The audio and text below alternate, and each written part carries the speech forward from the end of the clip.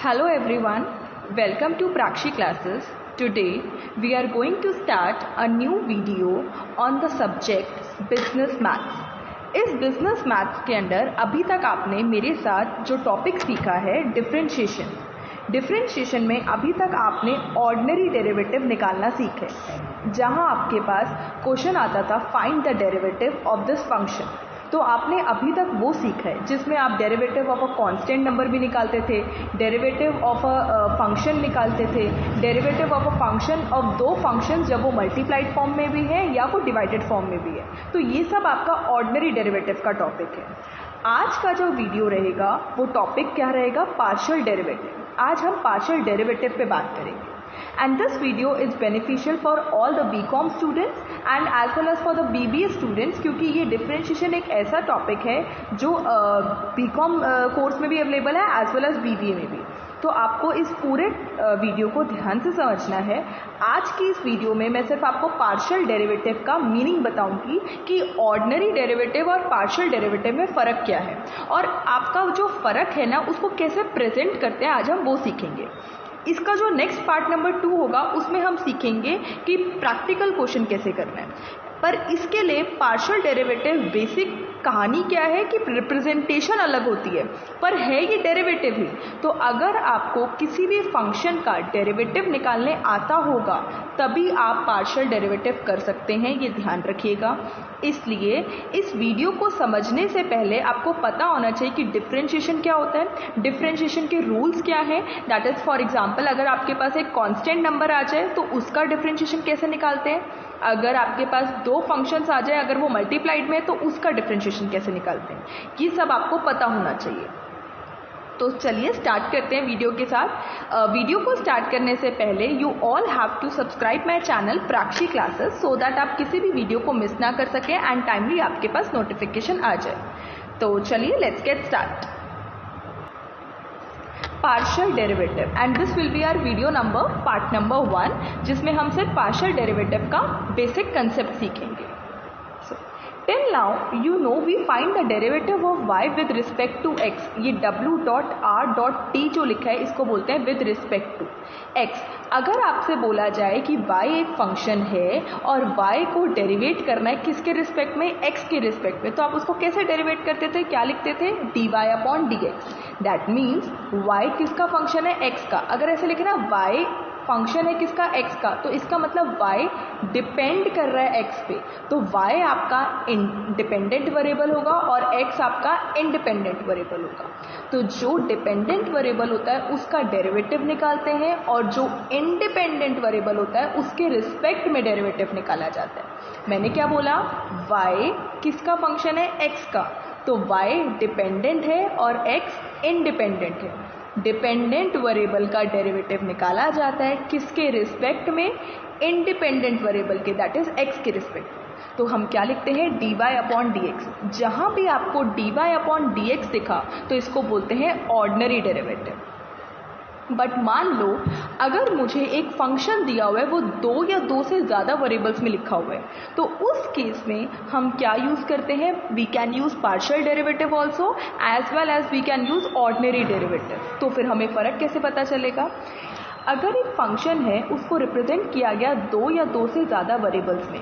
For example मेरे को दिया हुआ है कि z जो है, z एक फंक्शन है और वो किस पे डिपेंड कर रहा है? दो वेरिएबल पे, दैट इज x पे भी डिपेंड कर रहा है एज वेल एज y पे भी डिपेंड कर रहा है। तो यहाँ पर देखो ये जो x और y हैं ये दोनों वेरिएबल्स ट्रीट किए जा रहे हैं as an independent variable and z किस पे डिपेंड कर रहा है? ये दोनों वेरिएबल्स पे।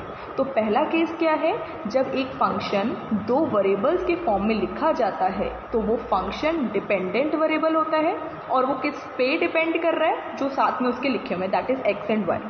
हाँ जी, तो x एंड y दोनों ही इंडिपेंडेंट वेरिएबल हैं और अब हमें क्या निकालना है? हमें पार्शियल डेरिवेटिव निकालना है। तो अगर मुझे पार्शियल डेरिवेटिव निकालना है तो एक वेरिएबल को मैं क्या लूँगी? किसी के रिस्पेक्ट में उसको डेरिवेट करूँगी और दूसरे वेरिएबल को कांस्टेंट मानूंगी। फॉर एग्जाम्पल, अगर मुझे पार्शियल डेरिवेटिव निकालना है किसका, जो डिपेंडेंट वेरिएबल है, और डिपेंडेंट वेरिएबल हमारे केस में कौन है, z। क्यों, क्योंकि z जो है वो किस पे डिपेंड कर रहा है, x एंड y पे। तो z हमारा क्या है, डिपेंडेंट वेरिएबल। तो z वेरिएबल का हम पार्शियल डेरिवेटिव निकालेंगे इसके रिस्पेक्ट में, x के रिस्पेक्ट में। तो जो दूसरा वेरिएबल होगा that is independent variable that is y will be taken as constant. तो 2-3 चीज़ें मैंने आपको बताई। पहला, हमें फंक्शन दिया होगा, जैसे हमें दिया z is equal to x square plus y square, ये एक बात। उसके बाद मुझे देखना होगा कि अगर मुझे पार्शियल डेरिवेटिव निकालना है तो मैं ये देखूंगी कि जो z है वो इन दोनों वेरिएबल पे डिपेंड कर रहा है। तो एक टाइम पे मैं पार्शियल डेरिवेटिव निकालूंगी z का, किसके रिस्पेक्ट में, x के रिस्पेक्ट में, और y को मैं क्या लूँगी, कांस्टेंट। और एक बार मैं पार्शियल डेरिवेटिव निकालूंगी किसके रिस्पेक्ट में, y के रिस्पेक्ट में, और किसको लूँगी कांस्टेंट, x को कांस्टेंट लूँगी। तो वही चीज़ मैंने लिखी है। नेक्स्ट स्टेप में पार्शियल डेरिवेटिव निकालूंगी किसका, z का, किसके रिस्पेक्ट में, y के रिस्पेक्ट में, जब मैं x को कांस्टेंट लूँगी। तो पार्शियल डेरिवेटिव किसी भी एक फंक्शन का 2 बार निकाला जाता है। एक बार एक वेरिएबल के रिस्पेक्ट में जब आप दूसरे वेरिएबल को कांस्टेंट लेते हो, और एक बार दूसरे वेरिएबल के रिस्पेक्ट में जब आप पहले वेरिएबल को कांस्टेंट लेते हो। अब दूसरी चीज़, जब हम ऑर्डिनरी डेरिवेटिव निकाल रहे थे तो ऑर्डिनरी डेरिवेटिव के केस में हम dy अपॉन dx लिखते थे, ठीक है। बट जब हम पार्शियल डेरिवेटिव निकालेंगे तो partial derivative is written as del z upon del x, and it is written as del, इसका मतलब ये वाला, ये डेल है, del z upon del x। इसका मतलब ये है कि z वेरिएबल को आप क्या कर रहे हो, डेरिवेटिव निकाल रहे हो, पार्शियल डेरिवेटिव निकाल रहे हो, किसके रिस्पेक्ट में, x के रिस्पेक्ट में। यहाँ y को आपने क्या माना है, कांस्टेंट। पर अगर मैंने लिखा del z upon del y, इसका मतलब है आप z का पार्शियल डेरिवेटिव निकाल रहे हो किसके रिस्पेक्ट में, y के रिस्पेक्ट में, और आपने यहाँ पे x को क्या माना है, कांस्टेंट। तो del z upon del x कैसे लिखा मैंने इसमें, z डिपेंडेंट वेरिएबल है किस पे, x पर, और y क्या है, कांस्टेंट। और अगर मैंने लिखा del z upon del y, तो इसका मतलब z डिपेंडेंट है किस पे, y पे, but x is taken as constant.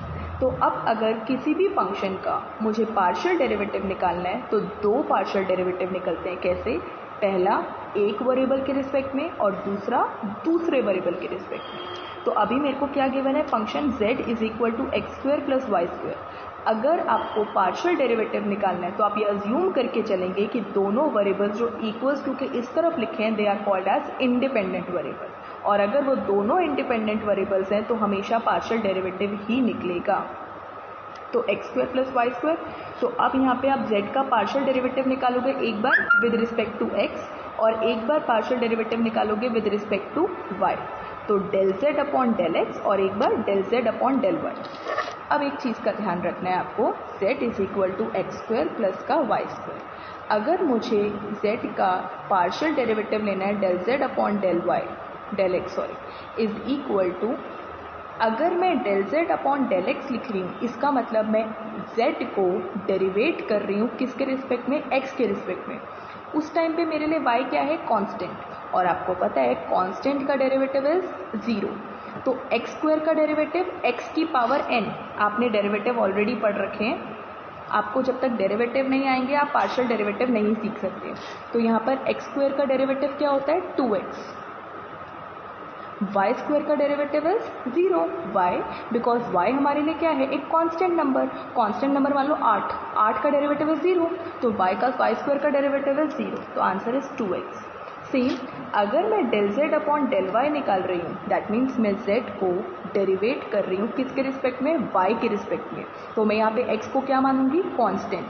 तो x स्क्वायर का डेरिवेटिव इज 0, क्योंकि x एक कांस्टेंट है, कांस्टेंट नंबर है, और कांस्टेंट का डेरिवेटिव 0 होता है। और y स्क्वायर का डेरिवेटिव इज y की पावर n, तो n नीचे उतर जाता है, y का y रहता है, और y के ऊपर n-1 होता है, तो 2y। तो आंसर इज 2y। तो आपको ये ध्यान रखना है, पार्शियल डेरिवेटिव करते वक्त एक वेरिएबल को के रिस्पेक्ट में डेरिवेट करना है और दूसरे वेरिएबल को कांस्टेंट की तरह ट्रीट करना है। और पार्शियल डेरिवेटिव तभी निकलेगा जब आपके पास जो फंक्शन दिया हुआ है उस फंक्शन में इक्वल्स टू के इस तरफ जो वेरिएबल लिखा है वो डिपेंडेंट वेरिएबल है, और इक्वल्स टू के इस तरफ जो वेरिएबल्स लिखे हैं वो इंडिपेंडेंट वेरिएबल्स हैं। और जब भी 2 या 2 से ज़्यादा इंडिपेंडेंट वेरिएबल्स होते हैं तो उस केस में पार्शियल डेरिवेटिव लगता है। बट अगर मुझे ये पता करना हो कि मुझे पार्शियल डेरिवेटिव लगाना है या ऑर्डिनरी डेरिवेटिव लगाना है, वो कैसे पता चलेगा? वो ऐसे पता चलेगा अगर आपके पास जो फंक्शन दिया हुआ है जो z is equal to x² plus y², example मैं ले रही हूँ, ठीक है। अगर मैंने क्या बोला, इक्वल्स टू के इस तरफ जो वेरिएबल है that is a dependent variable, और इक्वल्स टू के इस तरफ जितने भी वेरिएबल्स हैं अगर आप उन सबको इंडिपेंडेंट वेरिएबल्स की तरह ट्रीट कर रहे हो तो वो पार्शियल डेरिवेटिव ही निकलेगा। पर अगर आप इक्वल्स टू के इस तरफ जो वेरिएबल है that is x and y, आप उनमें से एक वेरिएबल को ही इंडिपेंडेंट मान रहे हो और दूसरा आपके लिए वेरिएबल है ही नहीं, वो है ही कांस्टेंट, आप उसको वेरिएबल मान ही नहीं रहे हो शुरू से, तो उस केस में ऑर्डिनरी डेरिवेटिव निकलेगा। जबकि पार्शियल डेरिवेटिव के केस में आप दोनों वेरिएबल x एंड y को इंडिपेंडेंट वेरिएबल मान के क्वेश्चन को सॉल्व करते हो।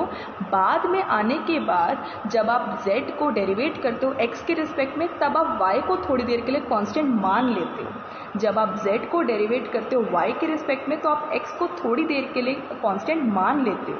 पर शुरू में जो स्टार्टिंग टॉपिक है वो यही कहता है कि जब एक फंक्शन दो या दो से ज़्यादा वेरिएबल्स पे डिपेंड कर रहा है तो पार्शियल डेरिवेटिव ही लगेगा। तो ऑर्डिनरी डेरिवेटिव के केस में यहाँ पर मैं x को इंडिपेंडेंट वेरिएबल मान रही हूँ और y मेरे लिए है ही कांस्टेंट, वो वेरिएबल है ही नहीं। तो इस केस में z is only dependent on one variable that is x। z दो वेरिएबल्स पे डिपेंड नहीं कर रहा, z सिर्फ x पे डिपेंड कर रहा है, y वेरिएबल है ही नहीं, तो z सिर्फ डिपेंडेंट रहेगा x वेरिएबल पे। या it can be said as कि z सिर्फ y पे डिपेंड कर रहा है, x वेरिएबल है ही नहीं, x एक कांस्टेंट नंबर है। तो दोनों लैंग्वेज में डिफरेंट चीज़ें हैं। पार्शियल डेरिवेटिव में चीज़ का ध्यान रखना, एक फंक्शन जब दो वेरिएबल्स पे डिपेंड करता ही है, अगर मैं लिख रही हूँ z is equal to x² plus y², तो z अगर दोनों पे डिपेंड कर रहा है तो पार्शियल डेरिवेटिव निकाला जाएगा। पर अगर मैं लिख रही हूँ z is equal to x² plus y², लिखा सेम चीज़ें हैं पर z सिर्फ x पे डिपेंड कर रहा है, y पे डिपेंड नहीं कर रहा, तो फिर मैं पार्शियल डेरिवेटिव निकाल ही नहीं सकती, मैं ऑर्डिनरी डेरिवेटिव ही निकालूंगी। So here we calculate ordinary derivative. Ordinary derivative आपको आता है लिखना। अगर देखो बेटा z फंक्शन दिया हुआ है तो आप dz अपॉन dx लिखोगे।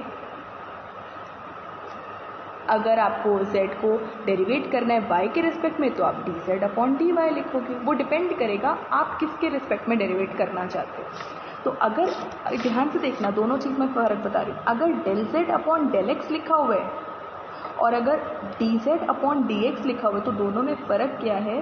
This stands for the partial derivative of z function with respect to x and this stands for the ordinary derivative of z function with respect to x। दोनों में क्या फ़र्क हुआ?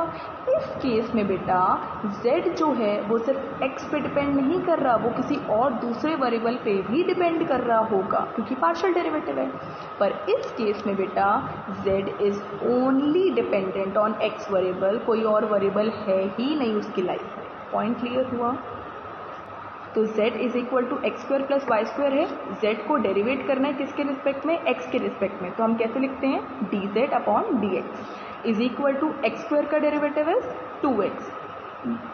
जब हम z को derivate कर रहे हैं x वेरिएबल के रिस्पेक्ट में तो y तो वेरिएबल है ही नहीं, तो y क्या है? कांस्टेंट है, और कांस्टेंट के केस में आंसर है 0, तो आंसर क्या आ गया? 2x। और अगर मुझे z वेरिएबल को y के रिस्पेक्ट में डेरिवेट करना होगा तो dz अपॉन dy। तो इसका मतलब है x² क्या है? x तो है ही नहीं पिक्चर में, दैट इज़ वो कांस्टेंट है, और कांस्टेंट का डेरिवेटिव है 0, y² का डेरिवेटिव है 2y, तो आंसर इज 2y। आंसर दोनों के केस में सेम आएंगे, पहली बात याद रखना, पर दोनों की रिप्रेजेंटेशन अलग है। वहाँ डेल z लिखा जाता है और यहाँ dz लिखा जाता है। पॉइंट क्लियर हुआ? वहाँ पर एक फंक्शन दो वेरिएबल्स पे डिपेंड करता है और यहाँ एक फंक्शन एक ही वेरिएबल पे डिपेंड करता है एट अ टाइम पे। वहाँ क्वेश्चन को स्टार्ट करते टाइम आप पहले ये बोलते हैं कि एक फंक्शन दो वेरिएबल्स पे डिपेंड कर रहा है तो पार्शियल डेरिवेटिव दो बार निकाले जाएंगे। जब पहली बार पार्शियल डेरिवेटिव निकाला जाएगा तो दूसरे वेरिएबल को कांस्टेंट की तरह ट्रीट किया जाएगा, और दूसरी बार जब पार्शियल डेरिवेटिव निकाला जाएगा तो पहले वेरिएबल को कांस्टेंट की तरह ट्रीट किया जाएगा। पर यहाँ पर क्वेश्चन को स्टार्ट करते वक्त आप पहले से ही बोल देते हैं कि एक फंक्शन एक ही वेरिएबल पे डिपेंड कर रहा है, दूसरा कोई वेरिएबल है ही नहीं उसके पिक्चर में। दैट इज अगर कोई और लेटर भी लिखा हुआ है ना, ABCD YEF कुछ भी लेटर लिखा हुआ है, that is treated as a constant number, और कांस्टेंट नंबर का डेरिवेटिव है 0।